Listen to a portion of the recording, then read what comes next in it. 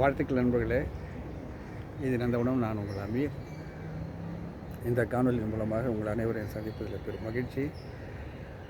நண்பர்களே, இன்றைக்கி நம்ம சப்ஸ்கிரைபர் மதிப்பிற்குரிய திரு வசந்தகுமார் திருப்பூர் அவங்க ஒரு கேள்வி கேட்டிருக்காங்க. வழக்கமாக நம்ம நிறைய பதில் சொல்லியிருக்கோம். அதனுடைய இன்னும் கொஞ்சம் விளக்கமாக நான் அந்த கேள்வியை வாசிச்சிடுறேன். இப்போது அந்த பதில் அந்த பல கேள்விகளுக்கான விளக்கமான ஒரு பதிலாக கொஞ்சம் விரிவாக சொல்லிவிட்டேன். நான் இதில் இந்த கேள்விக்கு பதிலாக விரிவாக சொல்ல விரும்புகிறேன். திரு வசந்தகுமார் திருப்பூர் அவங்க கேள்வியை நான் வாசிக்கிறேன். அதாவது 1, 2 அல்ல 1 மாதம் 2 மாதமான பேபி அடினியம் கன்றுகளை தாங்கள் சிறிய தண்ணீர் கப்புகளில் நடவு செய்ய சொல்லியிருக்கீங்க. இப்படி செய்யும்போது அடிக்கடி வேறொரு தொட்டிக்கு மாற்ற வேண்டியிருக்குமே. இது அந்த குட்டி செடிகளை டிஸ்டர்ப் செய்கிறதுக்கு ஆகாதா? இதற்கு பதிலாக 6 அல்லது 9 அங்குல தொட்டிகளில் நாம் அந்த குட்டி செடிகளை மாற்றினா அந்த செடிங்க ஓராண்டு அல்லது 2 வருஷம் வரைக்கும் நல்ல நிம்மதியாக இருக்குமே அப்படின்னு சொல்லிட்டு இருக்கும்.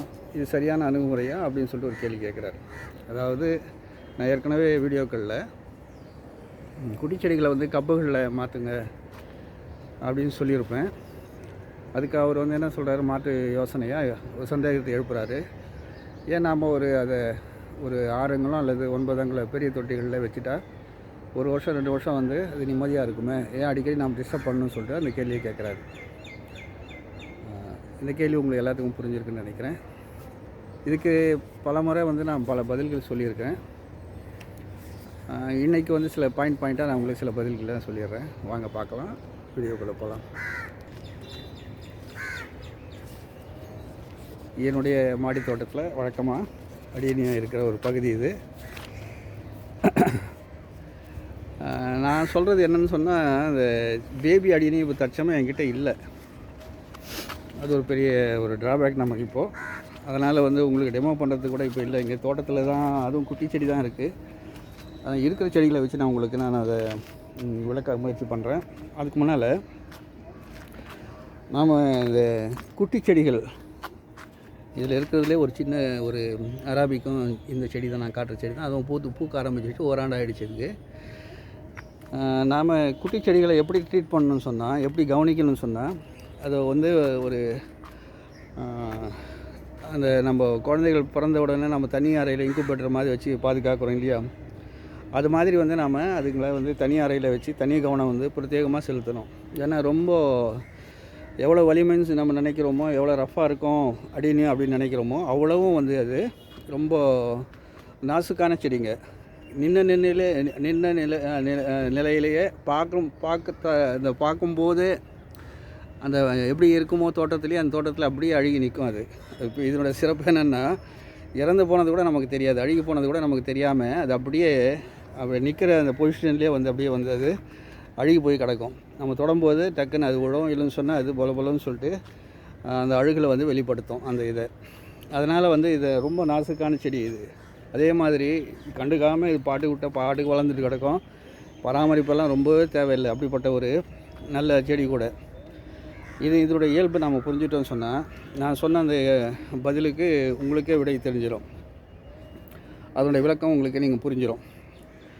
நம்ம கண்காணிக்கிறதுக்கு அவசியம் ரொம்ப இம்பார்ட்டண்ட்டாக இந்த அடினியம் நமக்கு இயல்பாகவே இருக்குது. அதனால் சின்ன சின்ன கப்புகளை கொஞ்சம் மணலில், ஏன்னா ரொம்ப நம்ம சுண்டு வரல இருக்குல்ல, அதை விட சின்னதாக தான் இருக்கும் அது. அந்த குட்டி நிலையில் 1 மாதம் 2 மாதத்தில் நாம் ரீபார்ட் பண்ணும்போது அந்த நாற்றங்கால்லேருந்து அது ரொம்ப சின்ன குட்டி நிலையிலே இருக்கும். அதனால் அதுக்கு நான் சொன்ன சின்ன கப்புகளை போதுமானவை.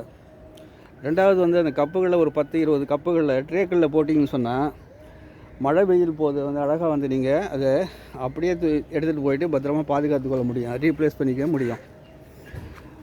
அதனால தான் நான் அந்த ஐடியா கொடுத்தேன். கப்பில் போட்டிங்கன்னு சொன்னால் 10-20 கப்புகள் அடுக்கி வச்சுட்டு, நீங்கள் மழை புயல் கனமழை நேரங்களில் புயல் நேரங்களில் உடனே அந்த ட்ரேவோட தூக்கி எங்கேயாவது நம்ம அழகாக வச்சுட்டு பாதுகாத்து கொள்ள முடியும். அதனால தான் நான் அந்த ஐடியா கொடுத்தேன். அதே மாதிரி கடும் குளிராக இருக்கு வைங்களேன், அது மாதிரி இங்கே இல்லை, நம்ம நார்த் இந்தியா போன்ற பகுதிகளில் அடிநீர் வளர்ப்போர் அந்த கடும் குளிரில் வந்து ரொம்ப சிரமப்படுவாங்க அதை வளர்க்குறதுக்கு. அது மாதிரி நேரங்களில் மேலே சின்னதாக வந்து செயற்கை கூடாரம் அமைக்க முடியும் நம்ம அந்த ட்ரேக்கள்லேயே. ஏற்கனவே நான் பல வீடியோக்களில் சொல்லியிருக்கிறேன். நீங்கள் செயற்கை கூடாரம்னு சொல்லிட்டு என்னுடைய நம்ம சேனலில் போய் பார்த்து சர்ச் பண்ணி பாருங்கள், பாமரன் நியூஸில். அதில் அந்த சின்ன சின்ன எளிமையான வழிகளில் நான் உங்களுக்கு ஸ்டே ஒயர்களை வச்சு நெகிழி தாள்களை வச்சு எப்படி வந்து சின்ன கூடாரங்களில் இதில் அமைக்க முடியும், அந்த ட்ரேக்களில் பால் டப்புகளில் எப்படி நம்ம அமைக்க முடியும்னு சொல்லி கொடுத்துருப்பேன். அதனால் நீங்கள் இப்படி பிரத்யேகமாக அதை வந்து நம்ம ஒரு வருஷம் 2 வருஷம் கவனிச்சிட்டோன்னு சொன்னால் சிறப்பாக அது வளர்ந்துடும். இப்போ பாருங்கள், உங்களுக்கு சில தொட்டிகளை காட்டுறேன். இது நம்ம நந்தவனத்தில் நாம் சேல்ஸுக்காக வச்சுருக்க சில தொட்டிங்க. இது வந்து ஒரு சைஸ், இது ஒரு 4 அங்குலத்துக்கு நம்ம இது மேக்ஸிமம் சைஸ் அவ்வளோ தான். இது குட்டி செடி, அந்த அடியேன்னு நினச்சிக்கிங்க, கிளாடியம் இருக்குது இதில்.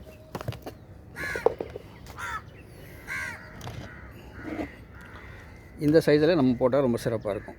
இந்த பாருங்கள், இதுக்குள்ளே போகிற மாதிரி ஒரு சைஸ் இந்த கிளாடியம் வளர்கிற இந்த சைஸு இதுவே வந்து அடிநீத்துக்கு, அந்த குட்டி அடிநீங்களுக்கு போதுமானது. இதை பாருங்கள், இந்த ட்ரே, இதை நீங்கள் நினச்சி பாருங்கள். இதில் நான் வந்து சில செடிகள் வளருது. இதில் இது மாதிரி வச்சுன்னு சொன்னால் அடினியம் கற்பனை செய்துக்குங்க. இது அடினியம் இருக்கிறதா வச்சுங்க. இதுதான் வந்து காம்பேக்டாக இருக்கும். எப்போவுமே வந்து நம்ம பாதுகாப்பாக பார்த்துக்க முடியும், கண்காணிக்க முடியும். 20 செடிகள் ஒரு ட்ரேயில் டப்பில் போட்டு வச்சுட்டோன்னு சொன்னால் அழகாக வந்து எடுத்துகிட்டு போயிட முடியும், எங்கேயாவது பத்திரமா பாதுகாத்துக்க முடியும், கண்காணிக்க முடியும். அதனால் இது கிடைக்கலன்னு சொன்னால் அடுத்த சைஸை நீங்கள் இதை பயன்படுத்தலாம். இல்லை அதுவும் இல்லை, இன்னும் கொஞ்சம் வேணும்னு சொன்னால் நீங்கள் இந்த சைஸை பயன்படுத்தலாம். அவ்வளோதான். இது 4 அங்குலம். இது நடுவில் நீங்கள் நம்ம இங்கே ஒரு செடி இருந்தால் பாருங்கள், சுற்றி வந்து இவ்வளோ மணலும் அந்த மண்ணும் இருக்கும். அந்த பாட்டிங் சாயலும் அதில் இருக்கும். ஏதோ பாட்டிங் சாயில் இருக்கும் பொதுவாக. இதை தாண்டிங்கன்னு சொன்னால் அடுத்த ஸ்டேஜ் இதுக்கு வரீங்க வைங்களேன், இதில் அதிகமாக மண்ணு கொள்ளும். இந்த டயாமீட்டர் அதிகம், இதில் அதிகமாக மண்ணு கொள்ளும். இது அடுத்த ஸ்டேஜுக்கு வாங்களேன். இது 6 அங்குலத்துக்கிட்ட வந்துட்டோம் நம்ம. இது எவ்வளோ பெரிய தொட்டியாக இருக்குது பாருங்கள். இதில் ஒரு அந்த செடியை வச்சுருந்தோம், குட்டி செடியாக இருக்குது, தென்படும். இதுக்கு அடுத்த ஸ்டேஜு இது 9 அங்குலத்துக்கு நெருங்கும். இப்போ இவ்வளோ பெரிய தொட்டி, இது பெரிய தொட்டி, இது ஒரு தொட்டி, இது ஒரு தொட்டி. இந்த தொட்டிக்கு பொருத்தமான